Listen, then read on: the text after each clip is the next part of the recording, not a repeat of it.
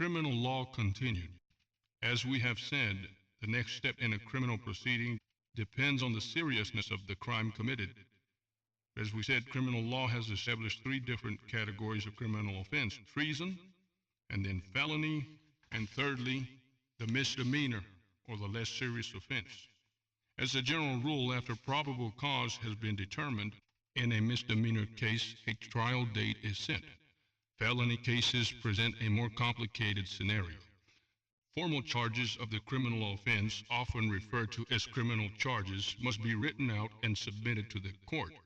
Criminal charges may take one of two forms: one, indictment, and two, information. An indictment, also known as a true bill, is a formal written account of the charges against the suspect as determined by a grand jury. A grand jury, a group of people between 6 and 23 jurors, depending on the jurisdiction, is charged with determining whether sufficient ground exists to warrant an indictment. In making this determination, the grand jury hears preliminary evidence from the prosecutor and has broad investigative powers, which include the ability to subpoena witnesses and evidence. An indictment will be issued if the grand jury determines that probable cause exists, that is, whether it's more likely than not that a particular suspect has committed a particular crime.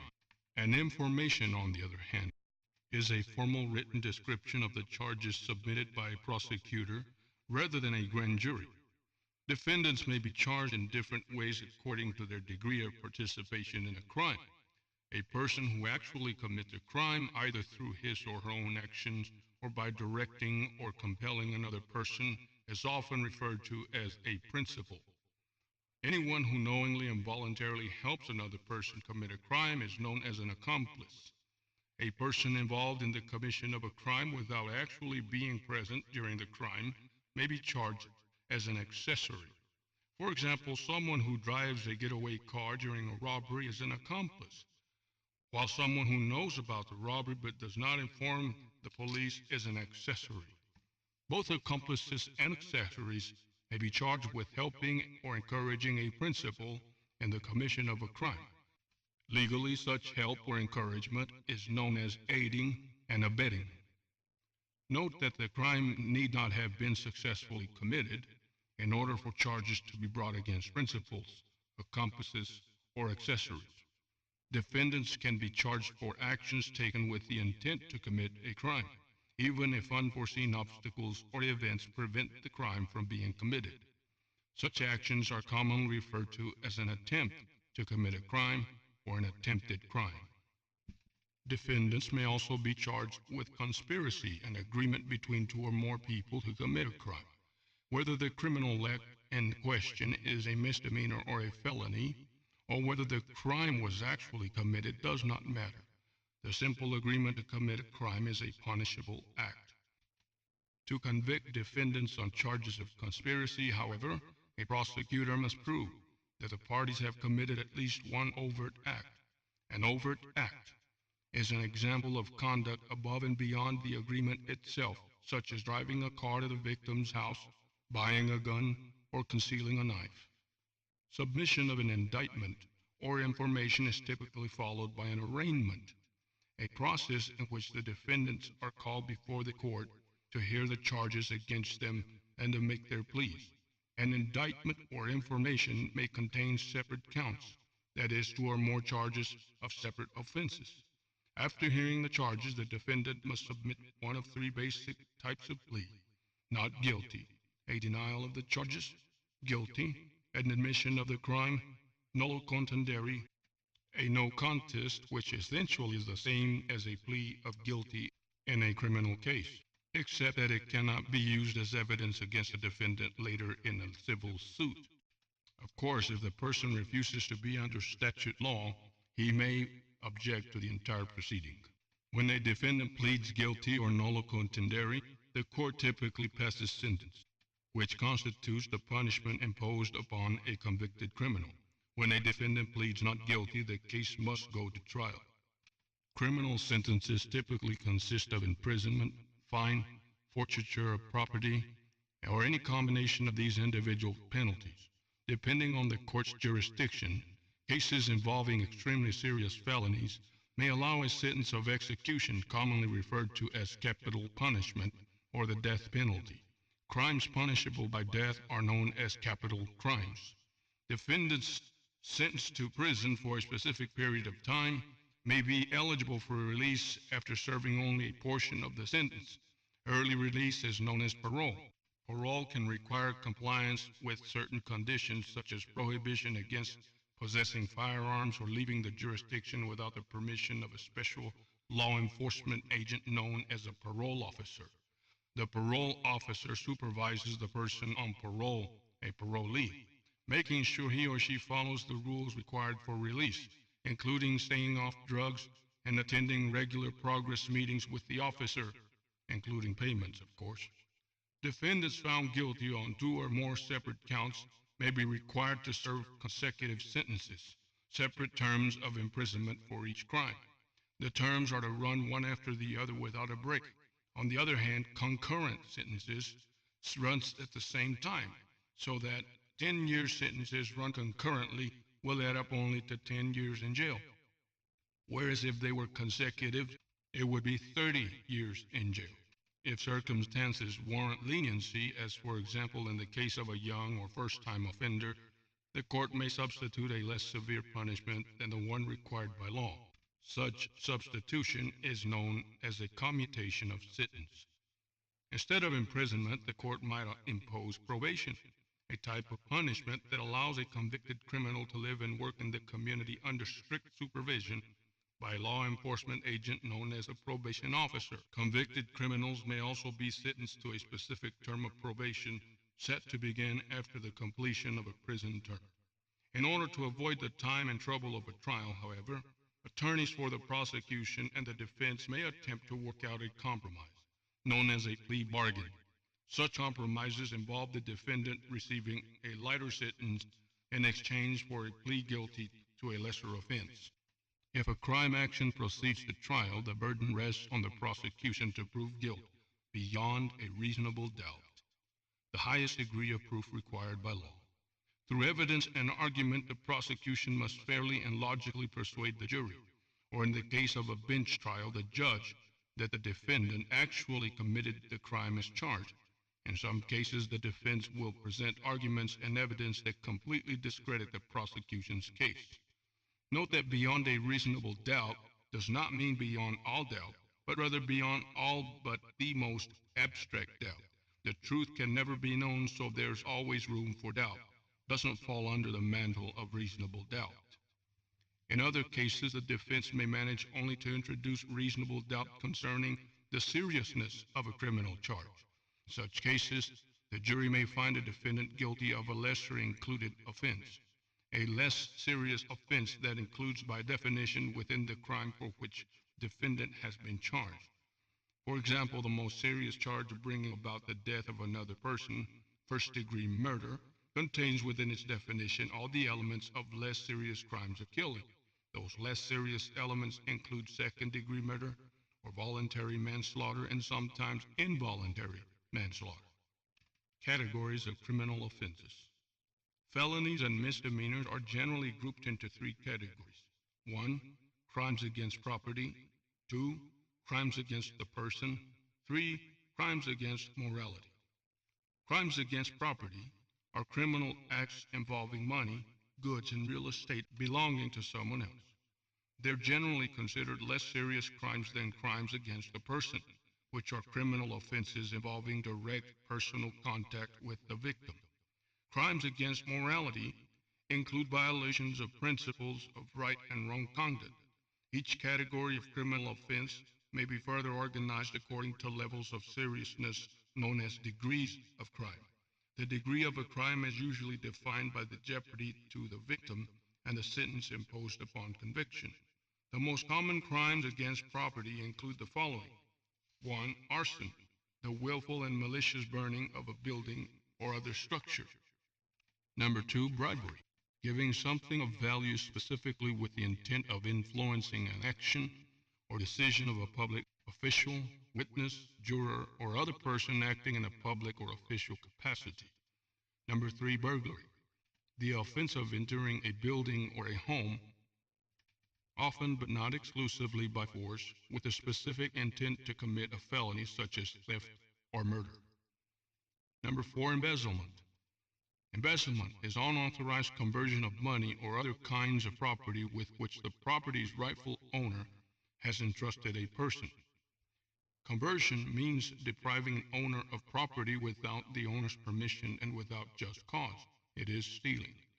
Number 5, extortion. The use of fear, threats, force, threat of force, or official power to obtain money or other valuable property. Blackmail, for example. Number 6, forgery. Intentional misrepresentation through signing or altering anything in writing in order to gain money, property, or other benefit. Number 7, larceny. Unauthorized seizing and carrying away personal property without force or the threat of force and without intention of returning it to the rightful owner. Number 8, grand larceny. In many states, a felony involving theft of property worth more than $250. Number 9, petite larceny. In many states, a misdemeanor involving theft of property worth less than $250. Some of the crimes against property, including forgery and embezzlement, involved an important criminal element known as scienter, a Latin term roughly meaning knowingly. Scienter refers to the actual knowledge of misrepresentation or other fraudulent conditions. Whereas crimes against property do not necessarily include an element of violence, crimes against a person often involve aggressive, dangerous, or even deadly force. The most extreme examples of this type of crime result in the death of a human being, legally known as homicide. Note that homicide isn't always a criminal act. For example, homicide committed in self-defense, the use of force to protect oneself from death or imminent bodily harm, is often excused under the law as justifiable or excusable homicide. The wrongful killing of a human being without legal excuse or justification is known as felonious homicide, which is broken down into two categories. 1, murder.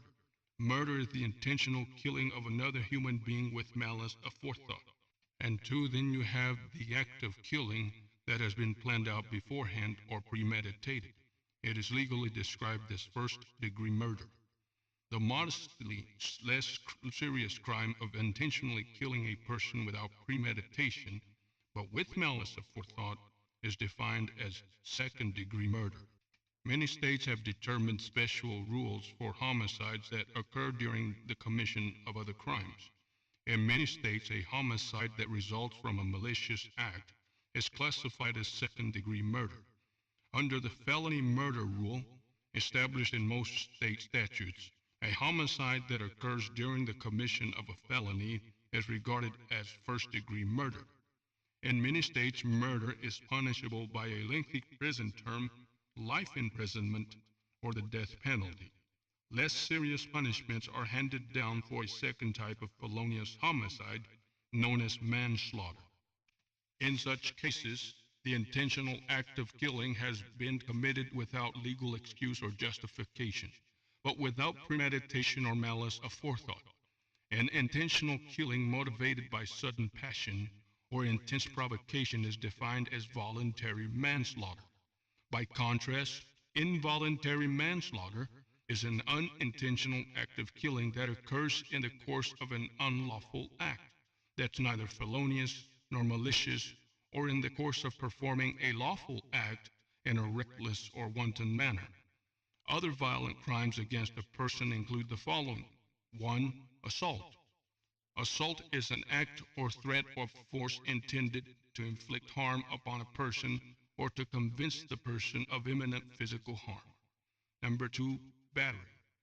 Battery is an unjustified and intentional physical contact with another person without consent. Number 3, assault and battery. It is the threat of harm culminating in intentional, harmful, and unauthorized physical contact. Number 4, rape.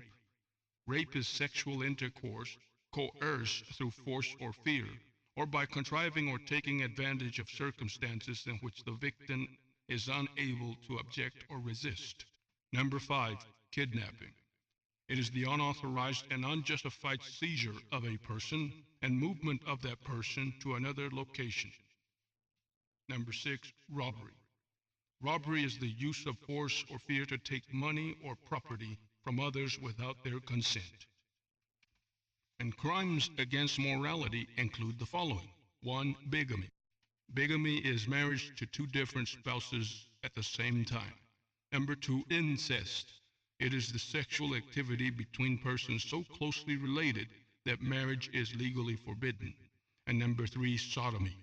It is a criminal sexual activity defined variously in different states, but typically includes sexual relations between persons of the same sex, sexual contact between unmarried persons, and other sexual activities. We now turn to rights of the accused. Federal law provides certain broad protections for people charged with criminal activities. Such protections serve as safeguards against the abuse of power and against violations of the legal rights of the innocent. For example, as a protection against lingering indefinitely in jail, criminal defendants are guaranteed the right to a speedy trial and the right to confront witnesses against them in open court.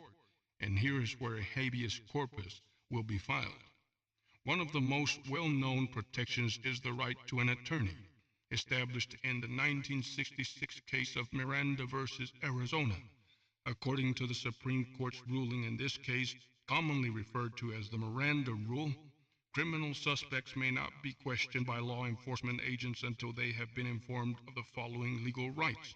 1. The right to remain silent. 2.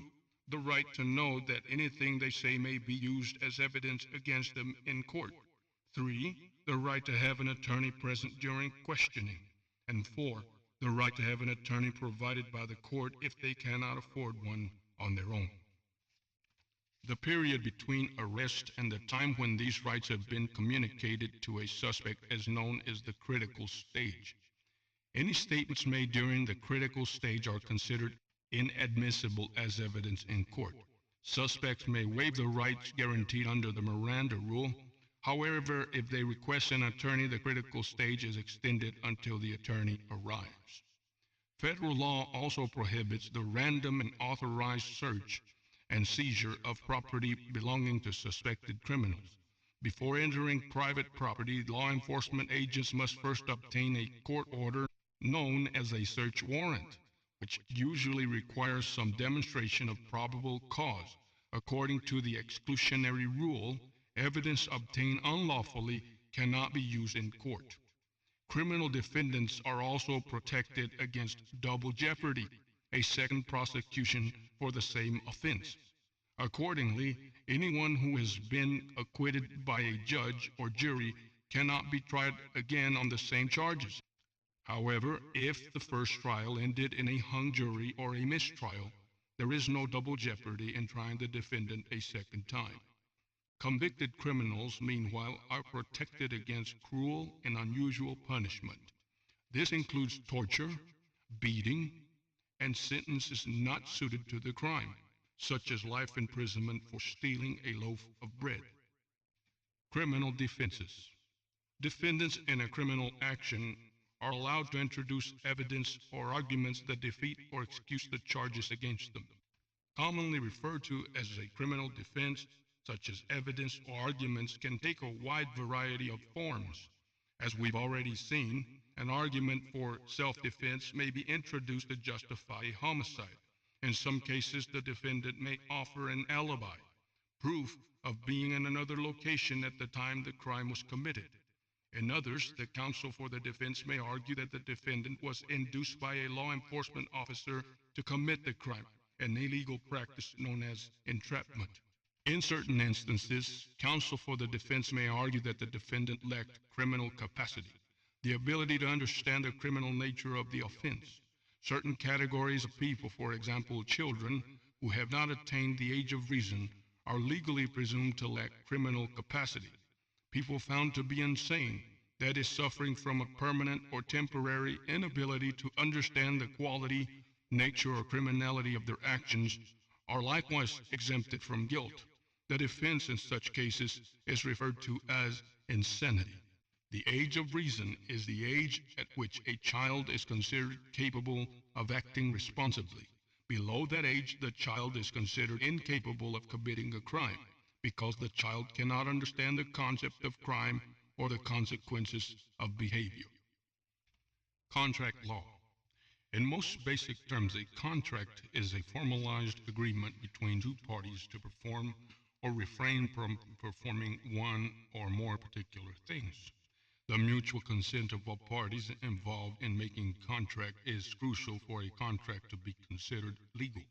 The mutual agreement is commonly referred to as the meeting of the minds. In fact, contract is often usually and legally referred to as an agreement or a bargain.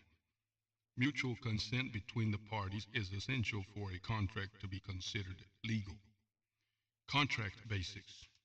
In order to establish a contract, one party, known as the offeror, makes a proposal to enter into a contract. Such proposal is called an offer. The party to which the offer is made is known as the offeree. The offeree's consent to the terms of the proposal is known as an acceptance.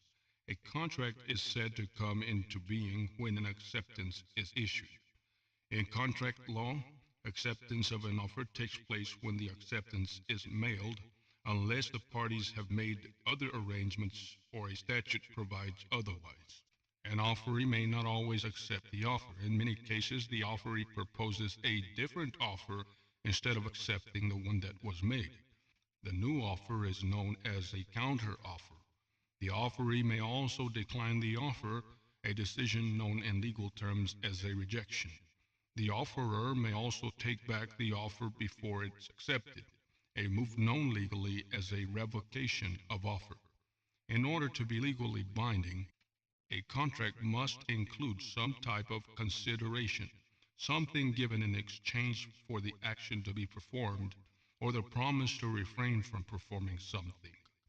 Consideration often takes the form of money, which is given in exchange for performing a service or turning over the legal rights to a piece of property. An offer and acceptance that fails to include consideration is not considered a contract. Contracts must allow for the exchange of consideration, usually in the form of money. For example, if one party proposes to make a gift of property or service to another, and the second party accepts, the agreement is technically known as promise, or nudum pactum, a barren promise.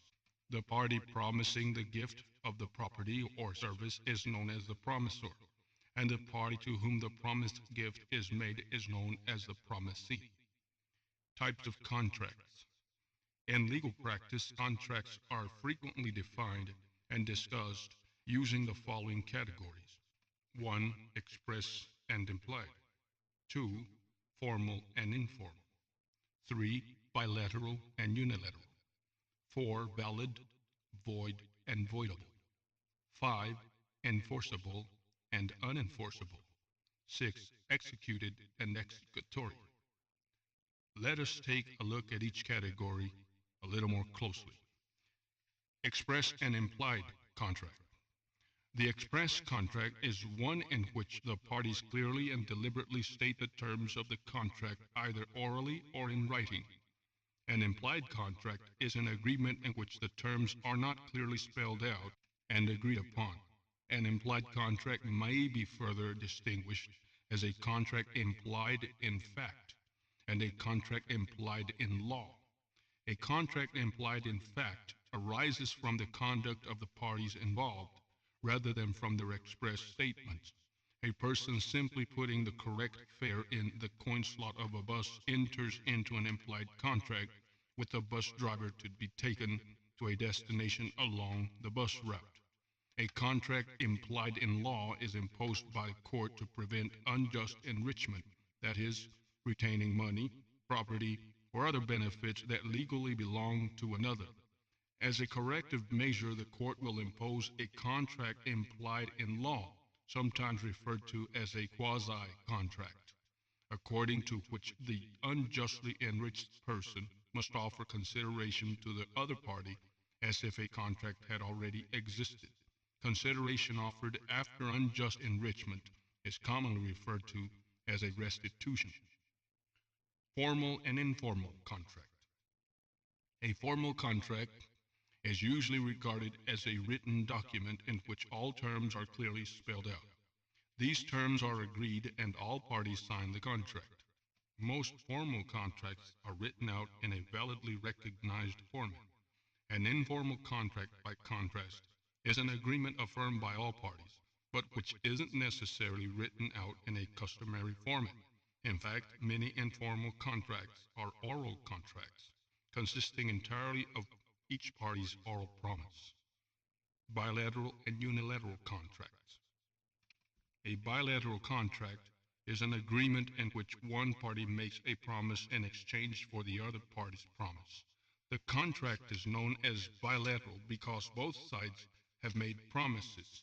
For example, if one party proposes to sell a piece of jewelry to another party for $500, the other party agrees, a bilateral contract has been made because both parties made promises. A unilateral contract contains only one promise in exchange for a particular act. Suppose, for example, that a person offers a $50 reward for the return of a lost watch. A single promise is made and is fulfilled upon the return of the lost watch. Valid, void, and voidable contracts. A contract is referred to as valid when it meets the requirements of law. A void contract fails to meet the standards by which a contract is considered legally binding and therefore has no legal effect. For example, if both parties fail to agree, or if the contract involves the performance of an illegal act, the contract is void. A voidable contract is an agreement that can be made void or disaffirmed by one of the parties through some rule of law that excuses that party's obligation. The absence of capacity, the legal eligibility or competence to enter into an agreement, is frequently given as a cause for voiding a contract. Legal ineligibility is commonly referred to as incompetency. For example, minors may disaffirm most contracts on grounds of incompetency. In legal terms, the term infancy is used to describe any party not legally considered an adult. Regardless of their age and liability, they're regarded as infants until they reach the age of majority, which in most states is 18 years of age. After reaching the age of majority, people may approve or ratify contracts made during their infancy. Enforceable and unenforceable contracts. A contract is said to be enforceable when it contains all the elements required to be considered legally binding. Parties to enforceable contracts may therefore seek legal action to compel other parties to fulfill their obligations. An unenforceable contract is one that's technically valid but cannot be enforced for some legally acceptable reason. For example, a seller may be excused from a contractual obligation to deliver goods when unforeseen circumstances make delivery unrealistic, referred to as impracticability. This legally acceptable excuse is outlined in the Uniform Commercial Code, UCC, a set of regulations governing various aspects of commercial transactions such as sales, leases, and the delivery of goods.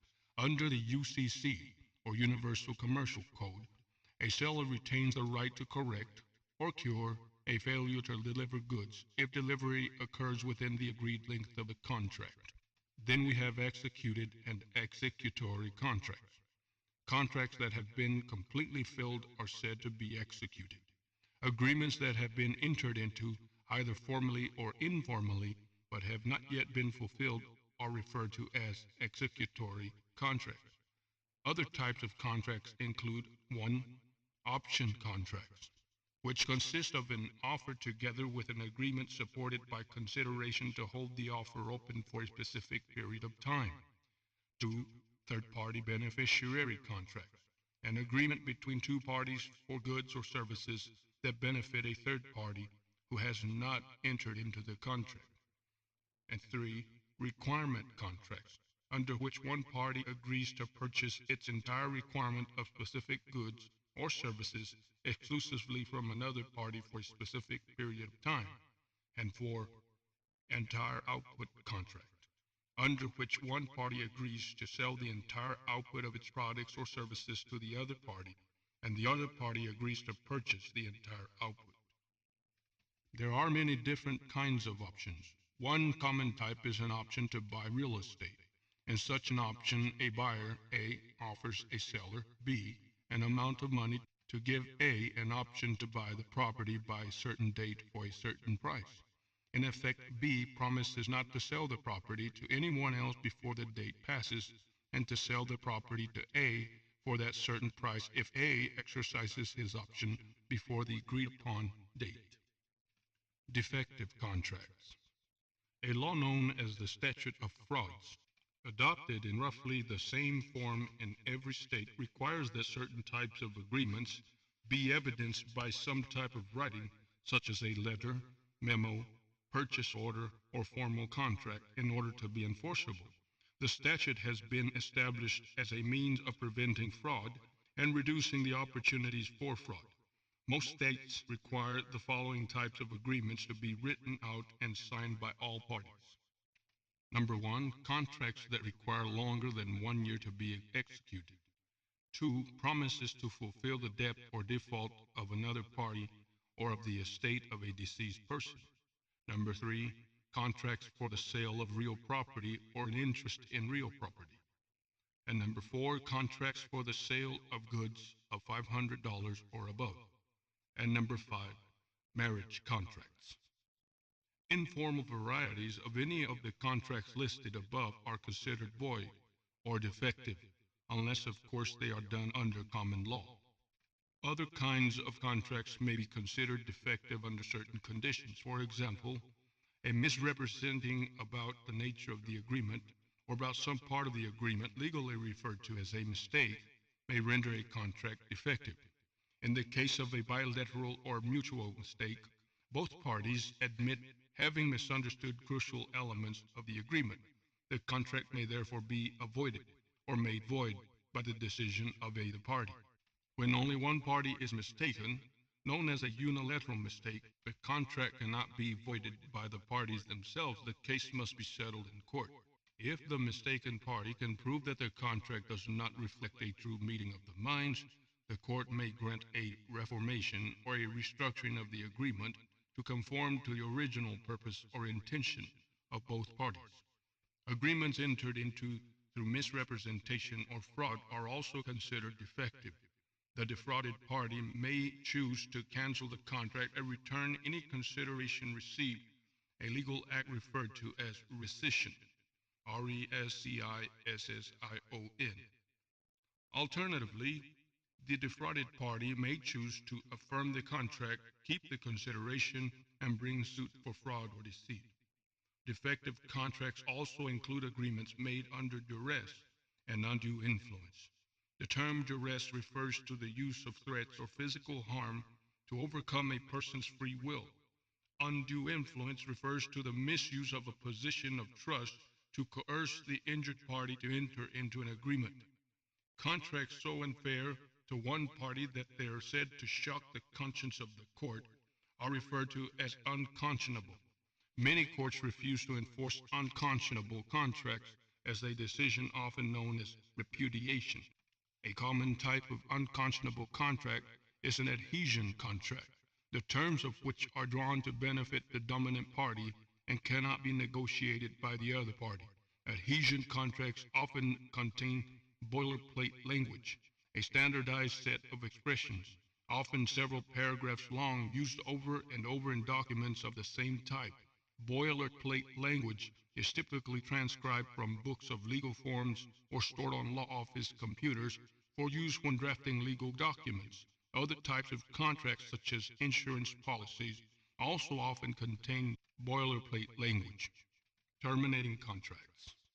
Contractual obligations are included along several common routes. These include 1. Performance, 2. Agreement, 3. Impossibility, and 4. Breach of contract. In most cases, contracts are concluded through performance. That is, when all parties have performed the obligation stated or implied in the contract. The time during which performance is acceptable is often expressly stated in a contract. Termination through performance is the optimum means of concluding a fair contract. Occasionally, rather than fulfill the terms of a contract, the parties involved will agree to simply terminate the contract altogether. Such a decision is commonly referred to as agreement. In certain cases, the parties may consent to fulfill their obligations in a somewhat different manner than originally determined. A mutual decision of this sort is known as an accord. Fulfillment of the slightly modified arrangement is known as satisfaction. Consequently, such an arrangement is often called an accord and satisfaction. Contracts for which no hope of performance exists may be terminated on the grounds of impossibility. Legal grounds for impossibility include the following: 1. The death of a party obliged to perform personal services. 2. Irrevocable loss or destruction of the goods or other subject matter named or implied in the contract. And 3. Statutes enacted after the contract was made, outlawing the particular performance indicated by the contract. If one of the parties fails to carry out the terms of the contract, a situation known as a breach of contract arises. In some cases, one party may announce its inability to fulfill its obligations at some point prior to the agreement time of performance. Such a move is known as an anticipatory breach.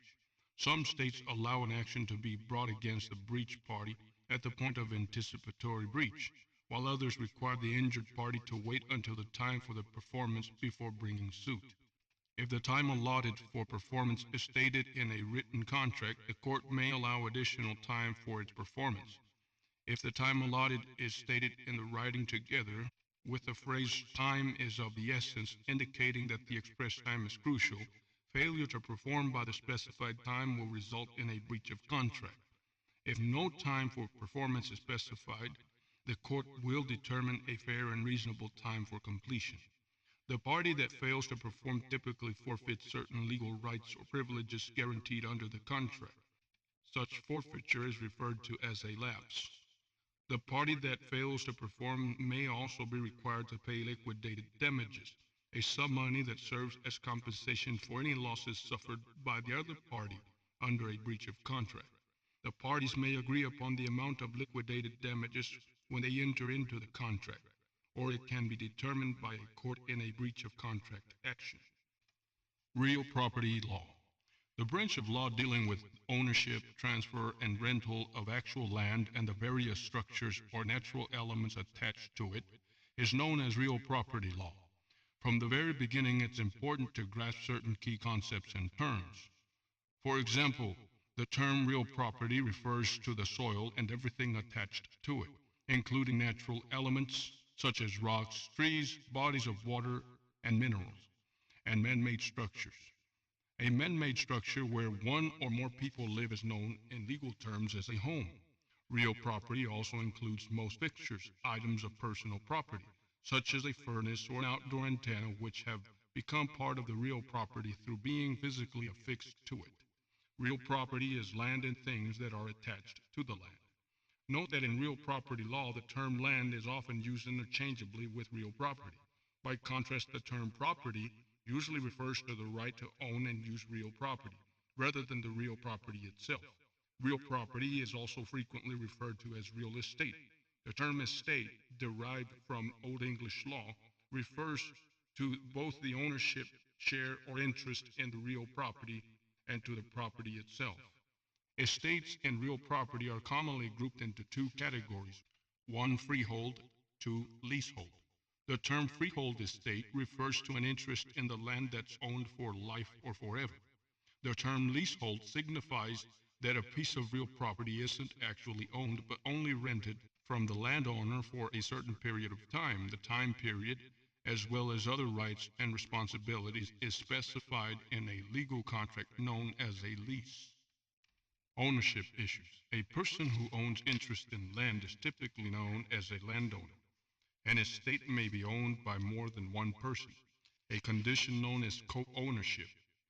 Ownership of property may be joint, in which case the owners share the same property equally, or separate, in which case each owner owns a portion of the property.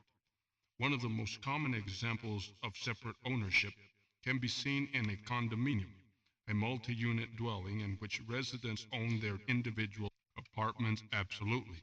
Common areas such as the building entrance, basement area, and grounds are typically held jointly by all tenants. A similar arrangement occurs in a cooperative apartment house, a multi-unit dwelling in which each tenant has an interest in the corporation or other entity that owns the building. Tenants hold a lease entitling them to occupy a particular apartment from the corporation or owning entity. The right to enjoy, use, or occupy property by virtue of owning an interest in it is known as tenancy. A person who has the right to occupy the property, either through ownership, interest, or under a lease, is known as a tenant. The law recognizes several types of tenancy. Joint tenancy is an ownership interest shared by two or more persons with equal rights to use and enjoy the property. People holding joint tenancy are known as joint tenants. Joint tenancy includes the right of survivorship, the right of any surviving tenant to inherit the entire estate of deceased tenants.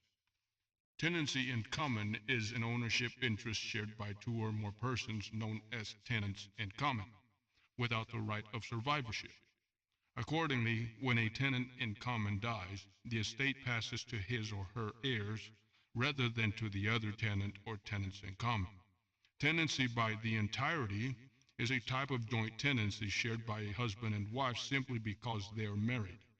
Tenancy by the entirety thus includes the right of survivorship.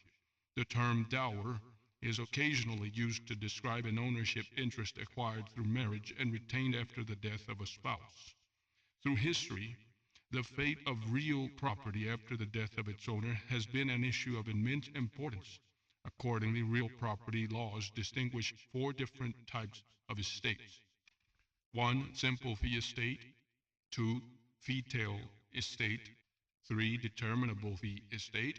And 4. Life estate. Fee simple estate, sometimes referred to by the term fee or fee simple absolute, is the most complete type of freehold interest under the law. Real property fee simple may be sold or inherited free of any condition, limitation, or restriction by any heirs to the property. In legal documents relating to land, the term lands, tenements, and hereditaments is often applied to land held fee simple absolute state. This implies that the landowner holds an inheritable interest in the land and everything on and under it, and all rights arising out of it. The term fee itself is often used to refer to an interest in real property that may be inherited. A fee tail estate is an interest belonging to the owner and inheritable by direct lineal descendants only, such as children, grandchildren, and great grandchildren. Other heirs, such as nieces, nephews, cousins, siblings, and relatives by marriage, are deprived of any interest in a fee tail estate. In the absence of direct descendants, the estate is returned to the direct heirs of the bloodline of the original owner known as the donor. A determinable fee estate, also known as a fee simple determinable estate, is an interest in real property that may be determined automatically as a result of some particular event. If the specified event occurs, the estate is determined or terminated. If the event does not occur, the estate is held absolute. For example, the land may be given to a church under the condition that the land is used for church purposes. If the land ceases to be used for church purposes, it reverts to the original owner. In real property law, the term revert is used to refer to an interest in real property that returns to the former owner or owner's heirs at some future time. The original landowner, together with his or her heirs, is said to have possibility of reverter interest in the property, in reference to the continual possibility that an event may cause the property to revert. A life estate, sometimes referred to as a tenancy for life, is an ownership interest that continues as long as the person holding the interest lives. The owner of a life estate is known as a life tenant. Life tenants have the right to use and enjoy any income or profit derived from the property. However, they must pay all applicable taxes on the property and are usually held liable for waste, the destruction, misuse, alteration, or neglect of property owned by another. A life estate typically involves some type of future interest, that is, ownership interest that passes in a specific manner to specific heirs after the death of the life tenant. Future interests are often grouped into two categories. If the original landowner names a third party to inherit the property after the death of the life tenant, the third party is said to have a remainder interest. If the original landowner chooses to have the property revert after the death of the life tenant, the original owner is said to hold a revisionary interest. Titles, deeds, and records. Ownership of property is referred to as title.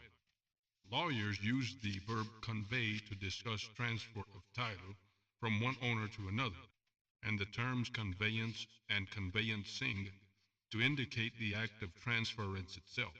In general, title is legally conveyed by means of a document called a deed. In a deed, the property to which title is transferred is called a grant.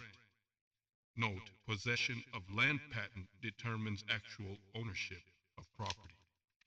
The person who transfers title by deed is known as the grantor, while the person to whom title is transferred is known as grantee. A deed typically includes a precise description of the real property, known as its legal description. The legal description may be expressed in several systems. The system of metes and bounds describes real property according to its boundaries and the natural objects and other visible markers or monuments on the land. The survey method uses specialized equipment to measure the lines and angles of property boundaries against a grid of intersecting lines running north, south, and west and east. A surveyor measures the boundaries of property using specialized equipment. A third method of description involves referring to records of survey made when a large piece of land known as a tract is divided into smaller parcels, each of which is known as a lot. A map of each lot, referred to either as a plat or plat map or a plot, is drawn from the survey. Each plat is given an identifying name and number, which is recorded in an official register known as a plat book or lot book. Plat books are usually stored in the registry of deeds in the county where the land is located. Counties also maintain a record of all transactions affecting title to a piece of real property. Statutes known as recording acts govern the steps involved in officially registering such changes. Each official registration is commonly referred to as a record or a recording. In many cases, title is simply sold to another owner. A seller typically engages a real estate agent or broker to find a buyer and negotiate a contract. The agreement between the broker and the seller is known as a listing agreement. A contract for the sale of real property is known as a land contract, a land sale contract, or a contract for sale of land. Title of property is often conveyed by sale. Note that a land contract is not a deed. Rather, it's an agreement under which the seller will convey the property by deed to the buyer in exchange for consideration. Consideration offered and accepted is usually the fair market value of the property, which is the actual cash value of the property that could be gotten by selling it on the open market, rather than an amount distorted by the need of either party to buy or sell. In order to purchase real property, an interested buyer must first obtain a short account of all records affecting title to the property, known as an abstract of title. This account is obtained by reviewing the records from the Registry of Deeds. Among other items of interest, an abstract of title will provide chain of title, a chronological history of all the various transactions through which title passed from owner to owner up to the present. Such information can help determine whether a seller's title to the land is valid. Real property lawyers use the term color of title to refer to conditions that only give the appearance of valid title, but do not actually constitute title. A deed executed by someone who did not own the land, for example, represents a false appearance of title. An abstract of title is compiled by examining all records relating to the real property in question. Such an examination is referred to as a title search or a search. Among the records searched are grantee-grantor indexes, which list the names of anyone to whom an interest in real property was granted, and grantor-grantee indexes, which list the names of anyone who granted an interest in real property. All transactions are indexed alphabetically and by year. Title may also be transferred in other ways through the use of special deeds. These include the following. 1. A deed of gift, through which the grantor transfers property without consideration. 2. A deed in trust, title held in trust by a third party as security for a debt between two other parties. 3. A partition deed, through which co-owners split or partition joint property into separate pieces. And 4. Demise, a deed through which property is conveyed by a deceased landowner to his or her heirs. Most deeds include certain promises known as covenants, which may include promises to perform certain actions, such as maintaining the lawn or other natural elements. A restrictive covenant prohibits or restricts use of the property. For example, strictly defining the type, location, or size of structures the grantee may build on it. Various covenants are typically specified in a document called a deed of covenant, or a deed of warranty, or a warranty deed, which may be a separate document from the deed that actually conveys the property. Covenants may serve as guarantees that certain facts or conditions exist in relation to the property. For example, a covenant for quiet enjoyment ensures that title to the property is valid and the grantee may therefore possess the property undisturbed. A covenant appurtenant, also known as a covenant running with the land, is a covenant that must be passed with the property when the property is conveyed. A covenant appurtenant makes all subsequent grantees liable for performing all covenants specified in the deed. In addition to the methods described above, property may be conveyed through somewhat more hostile means. The doctrine of adverse possession allows a person to take possession of real property by openly and continuously occupying it under claim of legal right for a statutory period, which in most states is between 7 and 21 years. In order for adverse possession to occur, the rightful title holder must fail to take legal action to regain the property within the statutory period. An adverse possessor may acquire the property in less than 7 to 21 years through a process known as tacking.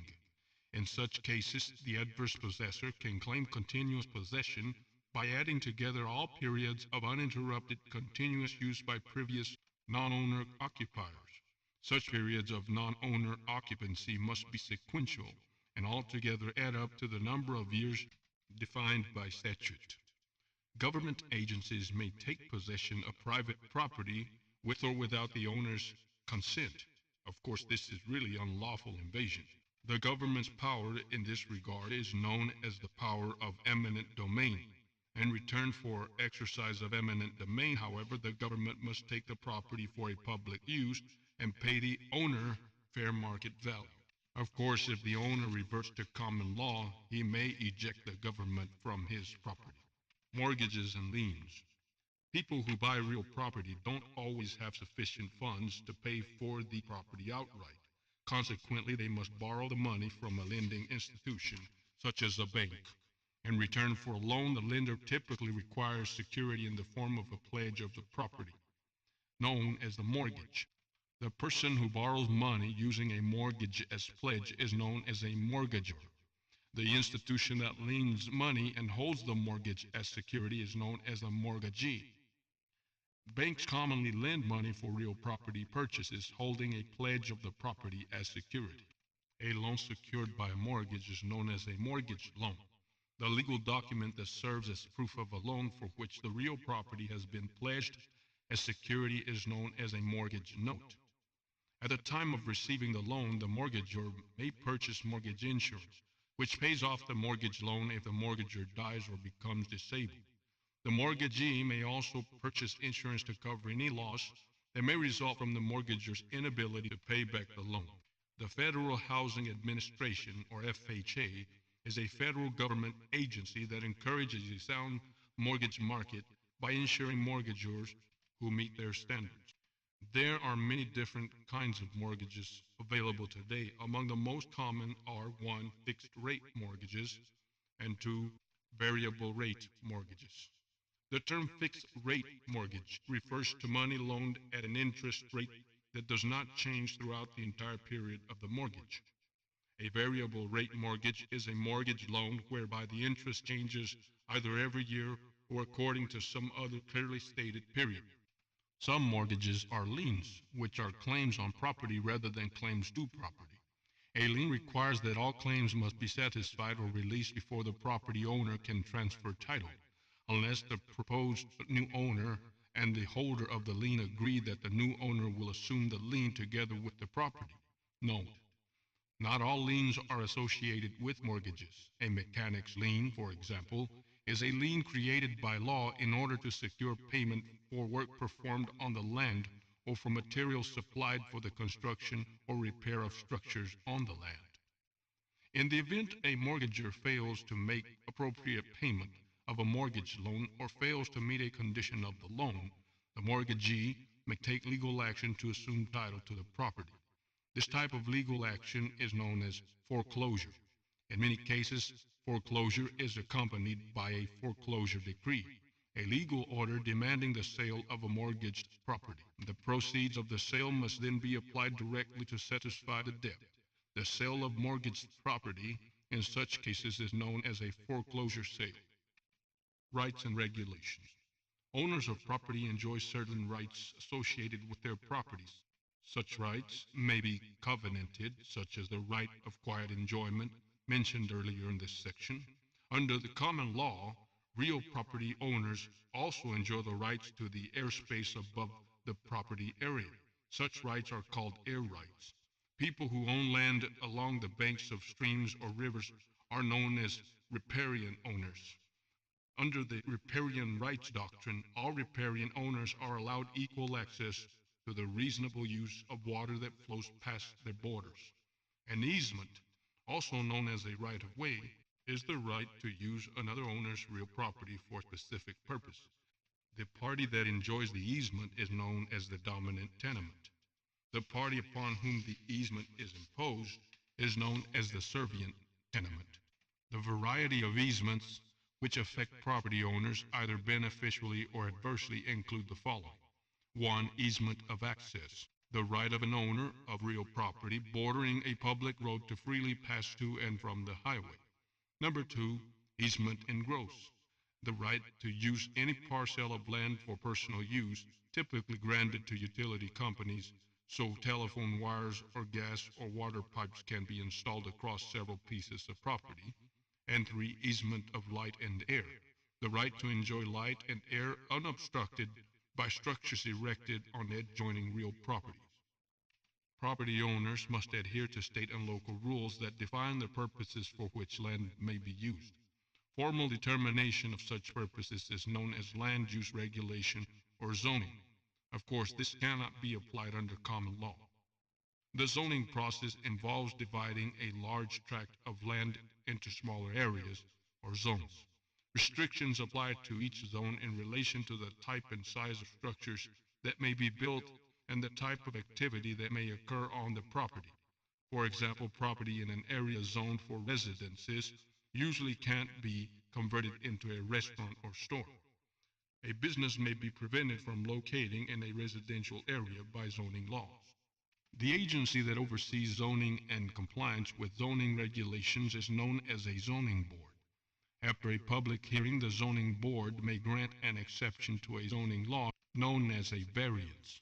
As a general rule, a property owner who seeks a variance must demonstrate that strict adherence to the zoning law would impose unnecessary obstruction to the use and enjoyment of the property. The property owner must also be able to show that granting the variance will not significantly detract from the public good or undermine the purpose of the zoning law. Landlord-tenant issues. As mentioned earlier, property may not necessarily be owned directly. A leasehold estate is a type of ownership that derives from a contract between a landowner and another party, known as a lease. The landowner is known as a landlord or lessor, and the party to whom the property is granted is known as a tenant or lessee. A lease grants the tenant the right to occupy the property in consideration of payment of rent, ordinarily for a term of years or months, but sometimes at the will of either the landlord or the tenant.